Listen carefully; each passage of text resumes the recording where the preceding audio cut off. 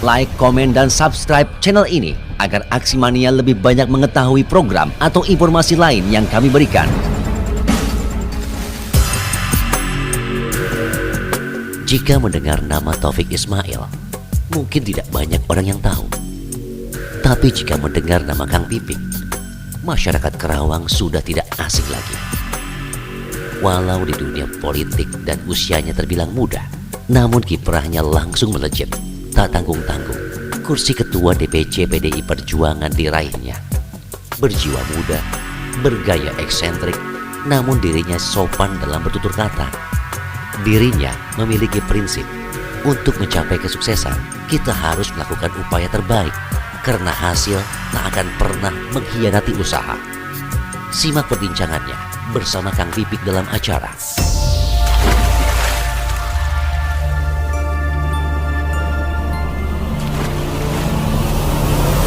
di telinga, dekat di hati.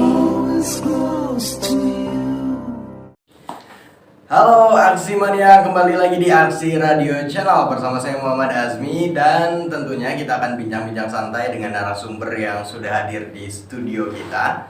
Saat ini langsung saja kita sapa Kang Pipik Taufik Ismail. Assalamualaikum warahmatullahi wabarakatuh. Merdeka. Merdeka, harus merdeka terus ya kalau orang-orang banteng merah ini ya. Kang Pipik damang? Alhamdulillah. Aktivitas gimana? Lancar? Aktivitas ya menyesuaikan. Karena ada PPKM ya, tapi kan kita tetap bersosialisasi ya. Betul. Kita berkomunikasi dengan berbagai macam perwakilan masyarakat, selain keluarga, ada komunitas, ada masyarakat ya. Udahlah ya, yang penting kita terus bersosialisasi. Kalau sekarang yang penting gimana caranya bertahan hidup dulu lah ya Kang ya. Nah, Kang Pipik mungkin langsung ke intinya aja. Saya mau to the point aja Kang. Siap. Saya kenal banyak lah dengan orang-orang dengan politisi-politisi di Karawang, apalagi di PDIP. Ya. Cuma nama Kang Pipik atau Taufik Ismail ini tiba-tiba muncul, jadi anggota dewan, jadi ketua DPC partai sebesar PDIP. Gimana sih ceritanya? Ya, emang bukan hanya Azmi ya, terus mungkin pemirsa atau yang lain. Saya juga kadang kaget juga gitu. Jadi izin saya juga memperkenalkan diri ya. Nama saya itu Taufik Ismail. Ya, Pipik itu kan panggilan dari kecil. Dia Pipik Taufik Ismail lah, populer kan seperti itu. Terus ya, pokoknya sekolah SD sampai SMA itu saya di Kerawang. Karena emang saya lahir di sini, saya dari pesisir ya, keluarga pesisir. Dan 95 itu saya hijrah ke Jakarta, kuliah. Jadi saya ngambil di salah satu universitas swasta di Jakarta.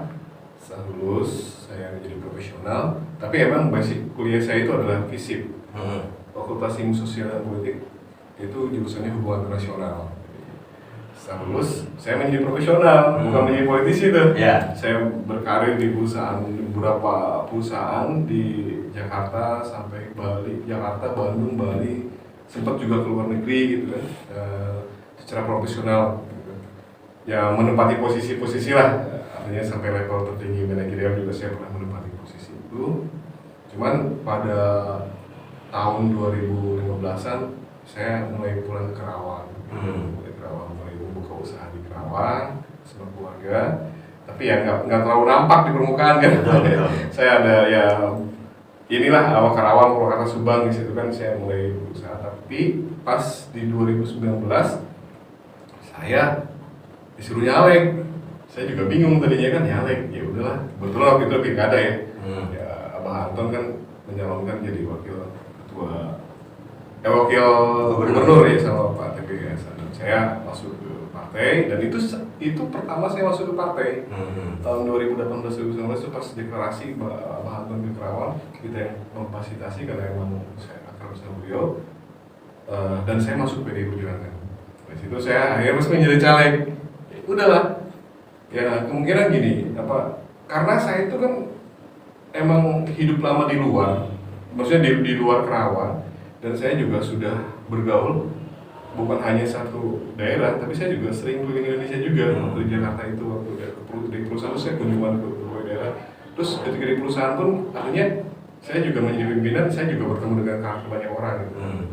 Ya, ketika saya nyalek ya saya masuk menemui masyarakat, ya saya ada bekal gitu. Ada bekal, emang saya udah biasa dengan orang, biasa komunikasi, ya alhamdulillah lancar. Selesai pilek, saya terpilih menjadi anggota DPRD Kabupaten Karawang dengan alhamdulillah suara tertinggi di internal partai. Ya, anak baru suaranya tertinggi gitu kan, ya emang ya kebetulan basic keluarga juga banyak. Pas itu ya langsung ada pemilihan ketua partai, saya nggak mencalonkan, nggak mencalonkan diri, saya ingin menjadi ketua partai atau gimana, enggak, karena saya tahu diri gitu kan, saya anak baru, nggak pernah masuk struktur partai, dan saya sangat tahu diri karena saya mengerti lah kan, ini kan juga partai besar juga kan, ya, wah iya mau partai, saya nggak kepikiran sama sekali. Partai dengan daftar tunggu paling panjang. Iya, artinya kayak gitu. Tapi ternyata ada nama saya masuk, karena emang di situ kan ada hak prerogatif dari misalnya PAC, pengurus DPC kayak gitu, ada hak prerogatif untuk mengajukan nama-nama. Ya mungkin mereka salah satu yang menghargai saya ya, nggak tahu iseng atau apa ya, ada nama saya masuk. Jadi ada 30 kalau nggak salah 30 calon untuk menjadi pimpinan ketua DPC PDI Perjuangan Kabupaten Karawang. Ada saya di dalamnya, dan saya dipanggil oleh kesekretariatan, Wik, ini karena masuk mau kan emang prosedural ya, harus mengisi semua administrasi. Ya bilang ya udah silakan aja. Saya cuma ya udahlah silakan aja kan. Saya nggak kepikiran. Tapi berjalan singkat katanya ya saya terpilih. Gitu. Saya juga kaget gitu ya. Tapi ya ini adalah sebuah hal yang di luar pemikiran saya, emang jalan hidup. Ya, saya juga merenungi mungkin karena memang komunikasi lama yang saya bangun atau gimana, ini berkahnya atau apa, tapi yang pasti kan menjadi seorang pemimpin itu kan enggak bilang mudah ya, enggak, dibilang enggak mudah ya enggak juga, tergantung kitanya juga menyikapi, tergantung mental ya, juga ya. juga. Akhirnya saya persiapan mental bismillah aja gitu, ya udah saya jalanin, dan saya juga dilantik menjadi saya itu terpilih anggota DPRD, tapi dilantik duluannya menjadi ketua DPC.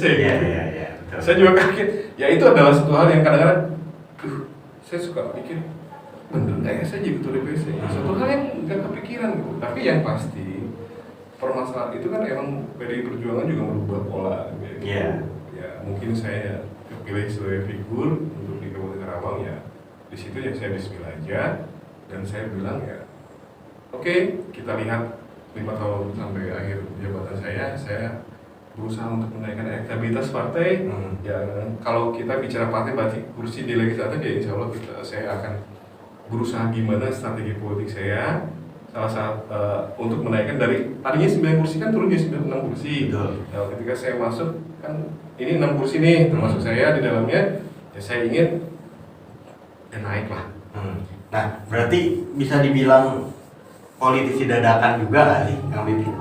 Kalau bicara politisi dadakan sebenarnya gini, pertama saya punya background ilmu politik kan, saya mempelajari politik kan, 5 tahun saya mempelajari politik istilahnya tentang kepolitikan tuh ilmunya saya udah pegang. Bahkan emang kalau mau dibilang ini ya saya sampai dengan hubungan internasional kan, lebih ke arah politik luar negeri, tapi ya kita juga bicara politik. Kalau bergesekan dengan teman-teman di politik, saya waktu di Jakarta juga saya banyak kenal tokoh-tokoh politik gitu kan. Saya juga pernah nongkrong bareng menteri, bareng pimpinan tertinggi angkatan darat, atau ya orang-orang yang budayawan dan lain yang level nasional, saya sering nongkrong bareng gitu, ngopi bareng gitu. Tapi di situ saya nggak ada kepikiran waktu tinggal di Jakarta tuh saya mau jadi politisi atau enggak gitu. Saya bergaul sama mereka, tapi karena saya orang background saya politik, saya selalu mempelajari, saya selalu update terus permasalahan politik yang ada di Indonesia. Karena ya mau nggak mau kan, tiap hari kan saya baca media nasional yang selalu saya baca perkembangan politik Indonesia seperti apa, ya saya mengikuti kan kayak gitu. Jadi sebenarnya kalau insan sih enggak juga ya. Terus ketika di balik Karawang juga saya juga menjadi pembina juga, penasihat ada Ormas, saya juga. Saya juga gabung di organisasi, saya melihat pergerakan organisasi, artinya keterkenalan saya juga, paling tidak saya juga punya jaringan ya, persahabatan secara organisasi kayak gitu. Jadi intinya komunikasi ya politik, kalau kita bicara politik, kan orang selalu bicara politik itu berhubungan dengan dengan pemerintahan, dengan birokrasi dan lain-lain, ya emang betul juga karena kalau kita bicara politik yang apa ya struktur di situ ya mau nggak mau kita bicara partai politik kan. Nah, tetapi di dalam organisasi yang misalnya LSM atau ormas dan lain juga kita juga kalau bisa bicara politik, ya sebenarnya kan politik itu nggak beda jauh lah dengan perkumpulan, dengan diskusi, dengan pola pikir atau aspirasi dan lain-lain. Karena cuma kalau partai politik dia adalah yang syah secara undang-undang untuk bicara dengan negara, menghasilkan legislatif, menghasilkan eksekutif, ya pimpinan-pimpinan daerah selalu bicara dan lewat apa partai politik. Kalau bisa di organisasi, di ormas itu apa walaupun besar segimana pun nggak bisa ngatur negara. Betul. Cuman hanya menyuarakan aja. Itu. Nah, Kang Pipik, walaupun apa namanya, basically kan paham betul lah soal politik secara teori. Cuma kan nggak dipungkiri, secara praktek kan nggak semuanya berjalan beriringan. Nah, ketika terjun ke dunia politik yang real, terus kemudian harus memimpin partai pelopor dengan ya itu tadi dengan kebesaran namanya, berat nggak sih, jadi beban nggak sih? Jadi begini, modalnya itu gini, karena tadi saya sebelum masuk partai politik kan saya bergelut di ormas ya, organisasi masyarakat LSM ya, gitu. Saya udah terbiasa dengan ketua-ketua misalnya ini pembinaan kabupaten, ada pengurusnya di level kabupaten, terus ada pengurus di level kecamatan, ada pengurus di desa, aktivis-aktivis simpatisan. Jadi saya udah terbiasa sebenarnya. Apa tuh barometernya tuh mirip-mirip gitulah, mirip-mirip tanggung jawab kita juga sebagai petinggi di organisasi tersebut, ya membantu A, membantu B segala macam sudah mirip-mirip. Jadi ketika masuk ke partai politik sebenarnya nggak beda jauh. Udah pernah ada di miniaturnya. Ya, miniatur. Cuman kan kalau di partai politik kan kita juga bicara apa kepentingan. Kita juga kan bicara negara juga kan, bicara masalah pemerintahan, bicara masalah aspirasi. Di situ kalau kita bicara partai politik, kelebihannya itu kan partai politik itu bisa menempatkan kader-kadernya untuk duduk di legislatif. Secara resmi ya, harus bendera apa ininya. Nah, beban, dibilang beban ya tergantung ke diri kita masing-masing. Kalau masalah beban dan lain-lain tergantung kita menyikapi, mental kita kuat atau tidak. Ya.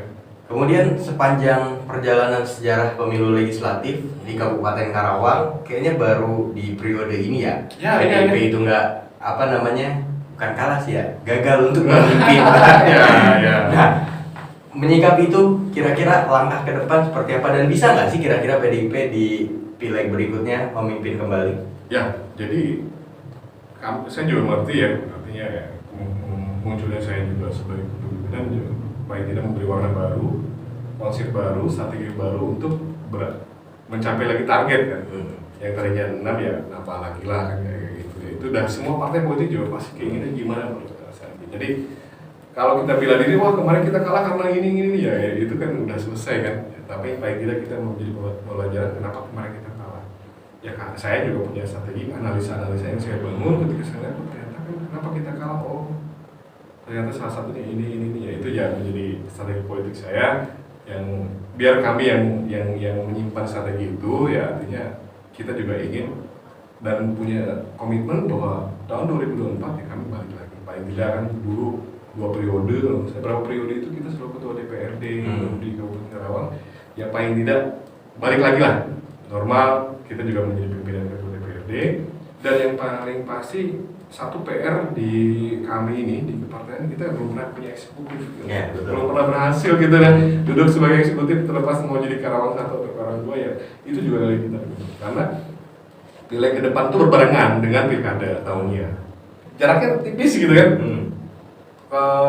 Pileg itu 2024 Februari ya pilkada sekitar Oktober atau November lah ya. Di penghujung tahun lah.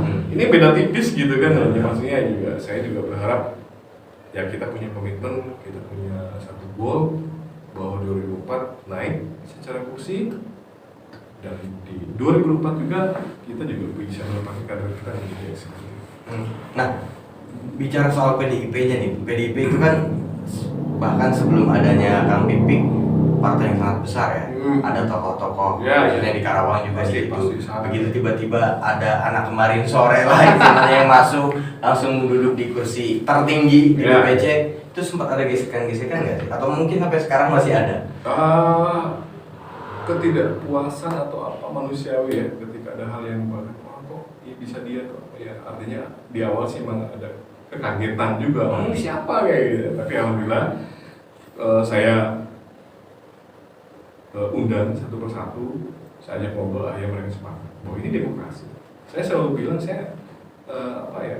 kita kan demokrasi terpimpin, saya juga ikut konstelasi, ya nggak ujuk-ujuk misalnya nggak ada nggak ngerti prosedur, saya ngerti prosedur, ya nama saya masuk, ya ada penilaian, akhirnya kan keputusan itu kan tetap ada di pimpinan tertinggi. Kalau kami kan konsepnya demokrasi terpimpin seperti itu, keputusan tetap ada di ketika ketua umum melakukan ya kita juga harus taat. Ya alhamdulillah, ya saya berusaha menggabungkan senior dengan junior di kepartaian, sehingga saya menerapkan kebebasan politik yang masih standarnya tetap mengacu pada komitmen partai ya, artinya tidak kebablasan ya. Alhamdulillah sejauh ini ya kita kondusif ya. Saya juga berharap kalau saya orang yang secara personal tidak terlalu kejabatan itu tidak terlalu wah gini enggak, makanya saya juga merubah pola kepemimpinan saya ada hal-hal yang saya rubah. Saya nggak mau ya gimana ya nanti kalau misalnya 2024 saya nggak terpilih lagi wah ramai gitu, nah ini sudah saya rubah gitu. Saya tidak orang yang mengikuti demokrasi yang ada di kepartaian, karena kita bicara melalui kepartaian apapun keputusannya bisa kita ikuti. 2024 saya terpilih atau tidak lagi ya itu urusan nanti, dan saya juga kalau nggak terpilih nggak akan marah apa-apa, saya is okay gitu. Jadi kita juga saya menanamkan jiwa seperti itu atau pemikiran seperti itu ke semua teman-teman pengurus-pengurus kecamatan dan lain-lain, bahwa kepemimpinan itu kan nggak ada yang abadi, sebab bisa berubah tergantung, karena kan demokrasi itu tergantung keputusan pemimpin tertinggi, udah gitu aja kita ikuti. Tapi siapapun nanti yang gantiin saya atau di kepartaian atau di legislatif kita dukung secara kepartaian, yang penting untuk yaitu kemaslahatan masyarakat dan kemaslahatan bangsa. Nah, kalau di PDIP sendiri mungkin saya bisa menyebut Kang Pipik ini apa ya, ketua milenial lah, ketua DPC milenial yang memimpin partai. Apa yang kira-kira orang bisa melihat PDIP itu, oh beda ya PDIP dulu dengan sekarang gitu. Artinya inovasi-inovasi yang coba untuk dihadirkan di PDIP. Sebenarnya kan kalau saya meneruskan dan saya menjaga nama besar. Kalau saya yang pasti ya, kalau Anda bicara media ya mungkin karena saya banyak ketemu dengan komunitas-komunitas minimal jiwanya ya. Saya selalu bisa menjadi pembicara-pembicara di kampus, di organisasi-organisasi kepemudaan, saya menjadi narasumber di diskusi publik, memberikan materi ya. Terus dari sisi keagamaan saya juga suka kadang-kadang menyampaikan sepatah dua patah kata dari kegiatan-kegiatan agama. Ada di olahraganya juga saya pernah ya kadang mengadakan kompetisi-kompetisi kan kayak gitu yang sifatnya atas nama saya sendiri kan kayak gitu. Terus di ruang publik, di ruang demokrasi saya membuat soal aspirasi. Waktu itu kan juga mungkin juga tahu ya, kita juga suka ngadain namanya diskusi publik sebulan sekali loh, ada soal aspirasi yang saya bangun. Temanya macam-macam setiap bulan, cuma karena emang ada pandemi akhirnya kita juga stop kayak gitu ya. Saya juga membebaskan teman-teman juga, saya partai juga bergerak dan saya memberi keluasan. Jadi zamannya beda. Dari media sosial juga kita perkuat. Karena zamannya sekarang zaman media sosial, zaman viral, zaman teknologi, ya generasinya udah beda. Ya kan, generasi lama zaman saya kuliah atau 90-an dengan anak sekarang tuh beda cara berpikir, cara menyikapi permasalahan berbeda. Dan akhirnya kan kita juga harus masuk ke situ. Secara kepartaian kan ada satu kunci di kepartaian itu kaderisasi. Ya, kalau kita tidak bisa mengkaderisasi atau menampilkan sosok secara kepartaian, apalagi saya sebagai ketua partai kadang-kadang kan menjadi simbol partai kan, menjadi representatif dari partai. Oh, Kang Pipik ini enggak. Akhirnya ya paling tidak saya memberikan sumbangsi untuk pemikiran-pemikiran atau pola pikir. Oh, Kang Pipik milenial ya. Kalau langsung bilang Kang Pipik ketua DPC milenial itu kan kadang-kadang berpikir umur ya, umurnya muda. Saya sebenarnya saya senang aja disebut muda kan. Ya kita berpikir tentang apa sih inovasi, gimana sih kita ya kalau dengan bahasa kaum lah ya saya bergaul. Kalau musisi saya bergaul dengan musisi, dengan seniman. Kalau aktivis saya berbicara dulu dengan aktivis, entah aktivis lingkungan, aktivis ormas, LSM dan lain-lain kan juga saya bicara dengan mereka, kampus, keagamaan, jadi semuanya kan representatif atau kelompok tani, tani seperti apa, besok nelayan, basic saya kan juga orang pesisir, saya ternyata kayak gini, itu modal kita ya, secara kepartaian itu modal kita, karena di setiap partai itu selalu ada divisi-divisi tentang banyak hal, tentang ekonomi karena ada ekonomi kreatif, budaya, hukum, dan lain-lain kan juga, itu tuh di setiap partai itu ada divisi-divisi ya. Contoh kecil negara itu kan miniaturnya kan ada, oh ini ketua di bidang ini, itu sama aja. Di negara juga sampai atas juga, ya menteri-menterinya sama aja, yang ngurusin eksternalnya apa, yang ngurusin internalnya gimana, jubirnya seperti apa, ya itu juga kita pelajari. Karena ketika misalnya kita mendapatkan kekuasaan, dalam artian menempatkan kader kita di kepemimpinan, ya itu juga modal juga. Modal selama kita di partai menampung semua aspirasi, yang salah satunya masuk melalui secara formal dewan kita, representatif kita di parlemen. Nah, Kang Pipik sendiri merasa atau menilai menjadi seorang politisi dan apalagi sekarang menjadi seorang anggota legislatif itu sebagai fashion atau melihat lebih ke arah sosialnya atau apa? Atau pekerjaan mungkin? Tergantung kita ya. Kalau pekerjaan sebenarnya sebelum jadi dewan juga saya sudah bekerja dan ada usaha gitu. Secara materi ya sebenarnya itu relatif, tetapi sosial juga, ya secara sosial juga kita juga tingkat keterkenalan ya lebih tinggi. Dulu orang ya mungkin aja siapa nih Pipik kan, tapi ketika ketua divisi anggota, oh Pipik ya itu saya akui itu juga akhirnya terdampak ke sisi popularitas sosial, pergaulan sosial. Kenapa? Akhirnya banyak di sosial itu kan gini, oh diundang ini, diundang itu, nongkrong sama ini, nongkrong sama itu ya. Itu pasti ya dari sisi sosial ke tingkat ke apalagi sebagai anggota dewan dan ketua partai. Oh diundang ini, pembicara ini, diundang ngasih materi, kan bisa ngasih materi enggak? Di mana? Di kampus. Oke. Nah, jadi saya selalu mau kan. Ketika saya bisa, saya hadir.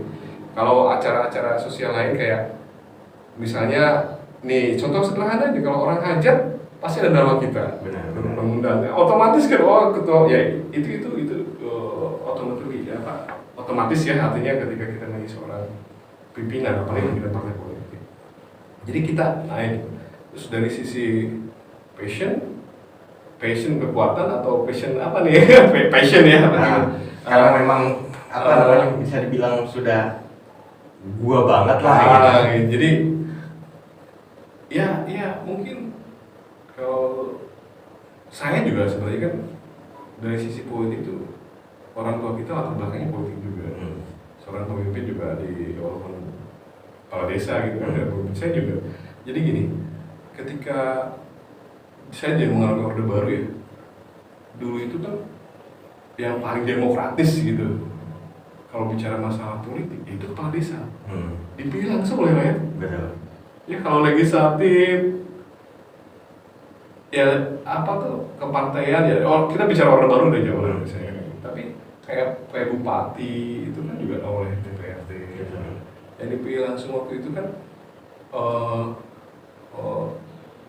pilkades sama pileg, tapi kan pilegnya juga kayak gimana ya, orang baru lah gitu, kita bicara kayak gitu. Terus bupati, gubernur, saya presiden juga waktu sekarang berubah, semuanya dipilih oleh rakyat, iya kan? Nah saya udah ngalamin hal kayak gitu dari kecil, gitu. Dididik perbedaan politik itu, jadi kita apalagi desa ya, misalnya cuma rakyat cuma 3.000 orang atau oh si Anu nggak milih kita, nggak milih ini, jadi kita udah biasa dengan perbedaan politik itu, perbedaan selera dalam sisi kepolitikan itu ya saya udah paham.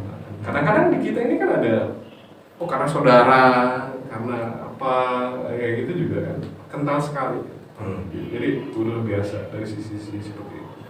Jadi kalau bicara apa sih kekuatan, maksudnya passion atau sosial atau apa, ya kalau dari sisi style atau apa kepemimpinan saya seperti ini gitu. Saya kadang-kadang juga nggak terlalu formal banget, ya kadang nggak tahu ini saya nggak dewan atau bukan kan.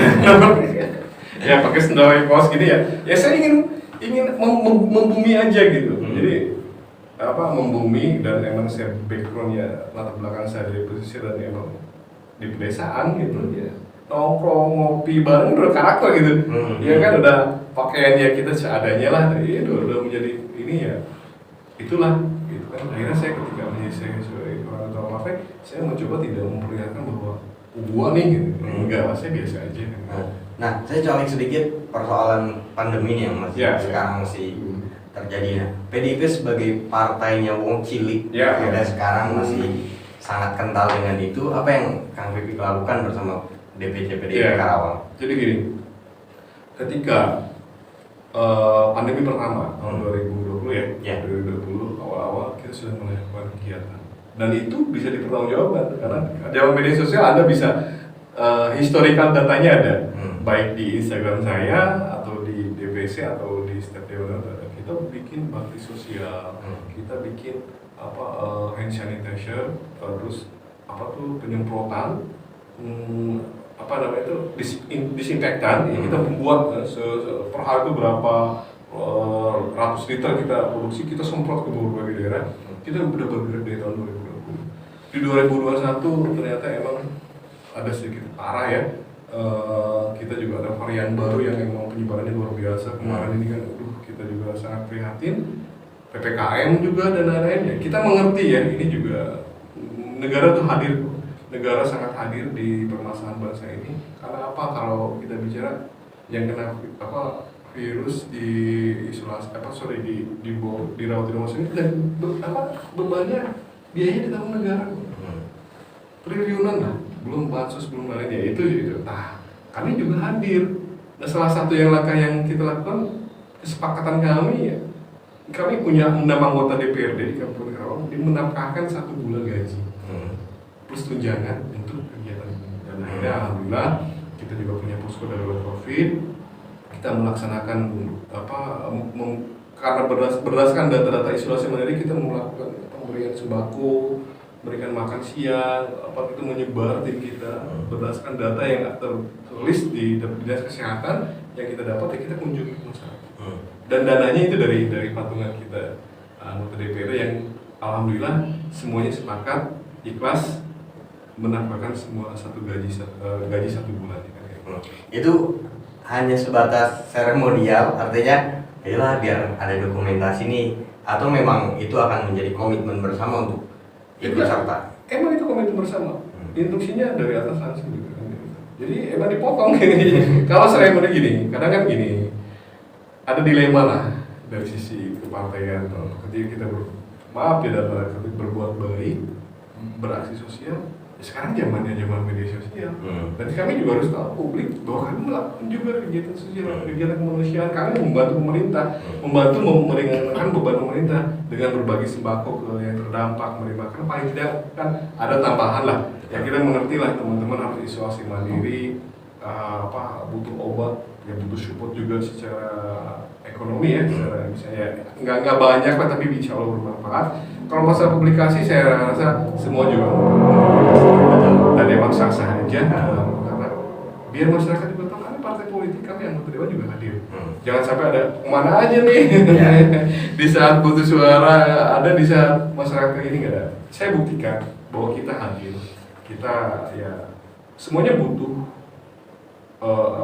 finansial kan untuk pelakunya. Akhirnya finansialnya kita cari, udah kita sama-sama lah kita merasakan penderitaan yang ada sekarang ini ya, kita salah satunya udah itu di luar personal ya. Ya secara kepartaian kita potong bukan kita memotong gaji plus tunjangan, secara personal ya ke tetangga dan lain-lain juga ada lah, itu udah biasa lah kita punya prinsip.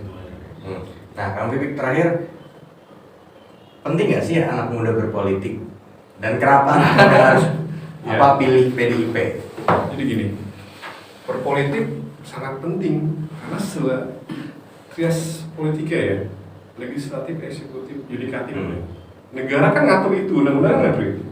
Anda mau bicara gimana ujungnya, kalau Anda mau ikut sumbangsi atau apa kan, ya masuklah kan ke unsur politik. Kalau Anda ingin menjadi wakil rakyat di legislatif, Anda bicara ya harus masuk partai politik. Di partai politik banyak kok pendidikan baik, ya kan. Kami punya Madiklat, ya kami punya BPHR, terus kami punya sayap partai, kami juga punya, kalau bicara kami punya bangunan di kepartaian itu banyak kok. divisi-divisi tentang kemanusiaan. Artinya di situ kadang ilmu yang nggak didapat di kuliah. Saya sih sarankan anak-anak milenial ya. Bisa anak mahasiswa masuk ke partai politik, entah itu di sebuah partai, di kepengurusan, kalau mau lebih mendalami apa sih partai politik, belajar dari anak ranting misalnya, dari ranting, dari PAC, partai politik yang paling terbawah tuh misalnya, ya anak ranting lah, saya jadi anak rantingnya pelajari. Kita mempelajari dari bawah sampai ke atas, kita pelajari, ternyata partai politik seperti ini, kebijakannya seperti ini, kenapa penting? Ya siapa tahu kita nggak bisa lepas kalau yang namanya politik. Ya kenapa? Bupati, seorang pimpinan daerah level kabupaten, entah itu wali kota atau bupati, itu kan ada karena partai politik. Ya walaupun bisa lah independen, mencalonkan mau jalur independen itu bisa, tapi kan udah biasa lah diusung partai politik. Seorang kan harus punya kendaraan, ya lobby sana lobby sini, ada koalisi akhirnya kan. Sama, gubernur juga, dan presiden juga sama.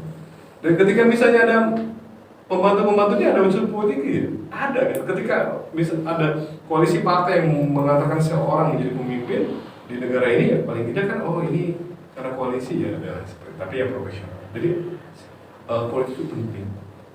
Silakan jangan apatis atau jangan apa ya terhadap politik. Politik ini, saya juga berusaha selalu bicara. Enggak, jadi jangan berpikir, karena mungkin gini, kita udah terlalu lama di Orde Baru, tapi kita juga sudah, kalau era reformasi kita berubah dari 98, sekarang 2021 ya, berarti sudah 30 tahun ya? 22 tahunan. 22 tahunan ya, 22 tahunan lah. 22 tahun lebih. Ini kan udah mulai bergeser kan polanya kan, pemikirannya udah bergeser, tapi pemikiran-pemikiran tentang politik itu jahat atau politik kotor juga masih ada ya. Karena apa? Karena kita belum bisa merubah semuanya. Yang ada yang ketangkap KPK lah, ada yang inilah, ada gunjung lagi, ada perang statement, ada apalagi zaman sekarang, zaman hoax, zaman buzzer, zaman apa? Kalau kita lihat netizen, misalnya netizen saling saling serang dan lain-lain, kelompok A, kelompok B, dibilang ya itulah pendidikan politik. Akhirnya kita harus bisa mengerti posisi kita ada di mana. Terus kenapa PDI Perjuangan? Saya selalu bilang kita partai yang menjunjung tinggi nasionalisme, Pancasila. Ya bangsa ini kan lahir atas keberagaman. Ya kita pertahankan itu. Jangan sampai bangsa kita ya terpecah-pecah, ya kan? Kita harus junjung tinggi nasionalisme, NKRI, Pancasila dan negara kita. Kita harus junjung tinggi, harus benar-benar fokus terhadap keutuhan bangsa. Jangan sampai nanti masuk pemikiran B yang nanti akhirnya kita jadi berkaca lah. Banyak negara-negara hancur karena keinginan ingin merubah pemikiran kebangsaan kan. Perang, aduh bahaya. Jadi PDI Perjuangan menjaga nasionalisme, NKRI, garda terdepan, salah satu garda terdepan bangsa ini kan kita juga di kepartaian harus jaga itu. Kenapa? Karena kita punya struktur organisasi, sampai ke bawah kader-kader nasionalisme kita. Itu yang saya harap. Kenapa ya PDI cocok untuk, karena saya ketua PDI saya harus bilang itu, dan momennya saya harus ngomong kita nasionalisme. Artinya kita terbuka tentang pemikiran demokratis. Jadi intinya PDIP adalah partai tua yang cocok untuk milenial. Ya cocok. Ya kalau tua sekarang tua itu umur kan. Tua yang selalu ngikuti zaman. Yang penting tetap menjadi partai pelopor. Kang Bibik, makasih banyak sudah main-main di studio. Mudah-mudahan nanti kita bisa banyak diskusi lagi soal politik. Dan sukses terus untuk karirnya. Dan Aksi Mania, itu dia obrolan saya dengan Kang Pipik yang sudah mampir di studio kita. Dan mudah-mudahan obrolan kita memberikan banyak inspirasi untuk semuanya. Jangan lupa untuk subscribe channel ini, like, komen, dan share video ini sebanyak-banyaknya. Saya Muhammad Azmi undur diri, terima kasih dan sampai jumpa. Radio siaran sosial dan niaga akrab di telinga.